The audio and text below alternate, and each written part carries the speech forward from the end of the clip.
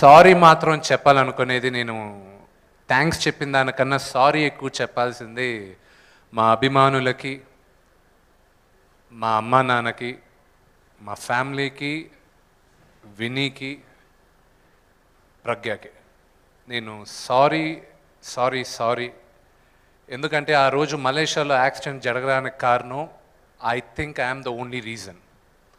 ఆ రోజు లొకేషన్కి వెళ్ళిన వెంటనే ఆ బైక్ చూశాను. ఆ రోజు మన స్టంట్ మాస్టర్ లేదు, అక్కడ లోకల్ స్టంట్ మాస్టర్ని పెట్టాం. బైక్ చూసిన వెంటనే ఇది గ్యారంటీ ఏదో తేడా జరుగుతుంది చేయను అని ముందు నాగేశ్వరరెడ్డి గారితో నేను కొంచెం గట్టిగా మాట్లాడాను. దాని తర్వాత కరెక్ట్గా ఆయన వెనకాల అవుట్ ఫోకస్లో చౌదరి అంకుల్ ఉన్నారు. సరే, ఒక ప్రొడ్యూసర్గా ఈరోజు నేను క్యాన్సిల్ చేశానంటే షూటింగ్ కనీసం ఒక 10-15 లక్షలు లాస్ అవుద్ది. సరే, ఏదో ఒకటి చేద్దామని చేశాను. వీడియో రేపు ఎల్లుండో రిలీజ్ అవుద్ది. ప్రాక్టికల్గా తప్పు వెనకానున్న స్టంట్ మ్యాన్ది తప్పు అయింది, కానీ యాజ్ అ స్టంట్ మ్యాన్ నేను ట్రైన్ అయ్యాను.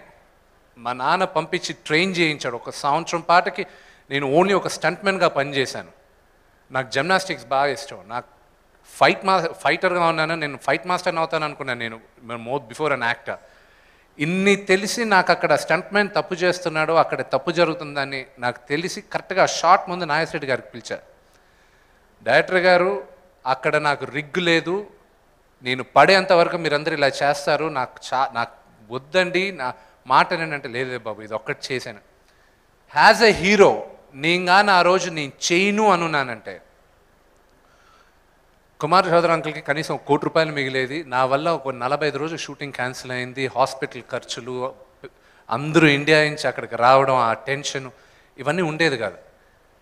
ప్రజ్ఞ బైక్ ఎక్కి కూర్చునింది నా వల్ల, నా మీద నమ్మకంతో కూర్చునింది. నేను ఆ రోజు I should have not got into the bike. ఆ stunt man inexperience stunt man. నేను ఎక్కుండా కూడా అసలు నేను ఆ స్టంట్ చేసే ముందు చెప్పాను స్టంట్ మాస్టర్ కూడా, వాడు వచ్చి కొడుతున్నాడు వెనక, మరీ దగ్గర వస్తున్నాడు నా బైక్కి, వద్దు అన్న. నువ్వు ఐ టెల్ హిమ్ అన్నట్టు, tell him not come and crash near my bike అన్న. దాని తర్వాత నేను చెప్పాను నాగేశ్వరరెడ్డి గారికి, డైరెక్టర్ గారు నాకు ఎందుకో ఇదిగా ఉంది, దీని తర్వాత నేను చేయనండి, దీని తర్వాత నేను వెళ్ళిపోతాను అన్న. బాబు కొంచెం మీ ఇష్టం బాబు, మీరు వద్దంటే వద్దు అన్నాడు. ఆలోచించాను, మళ్ళీ 10-15 లక్షలు అనుకున్నా. దాని తర్వాత చేశాను. Pragna, I'm really sorry my love, I'm really sorry. నాకు పడిన తర్వాత ద ఫస్ట్ థింగ్ నా మైండ్లోకి వచ్చింది, నాకు ఒకే ఒకటి గుర్తుంది. బైక్ వెళ్తుంది, కట్ చేస్తే తల తగిలింది. నాకు నెక్స్ట్ గుర్తునింది ఒకే ఒకటి, ఈ అమ్మాయి ఏమైపోయిందా అని. బికాజ్ మేము ట్రైన్ అయ్యాం, పడేటప్పుడు ఎలాగోలాగా సేఫ్టీలో ఎలాగోలా పడతాం అనుకున్నాం.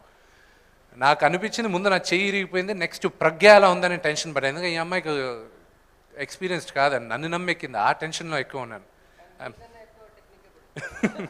అఫ్కోర్స్ ఆ వీడియో చూస్తే దాని తర్వాత కామెడీగా చూడొచ్చు, ఆ అమ్మాయి పడిందంతా నా పైన పడింది.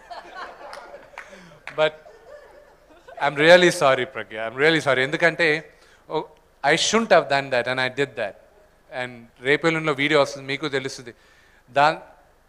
అప్పుడు మా విని ఒట్టి మనిషి కాదు, ఆ అమ్మాయికి సారీ చెప్పాలి. అంత స్టూపిడ్ అది రిస్కే కాదు, అది అలా తగిలింది. ఎప్పుడు జాగ్రత్తగా ఉండేవాడిని.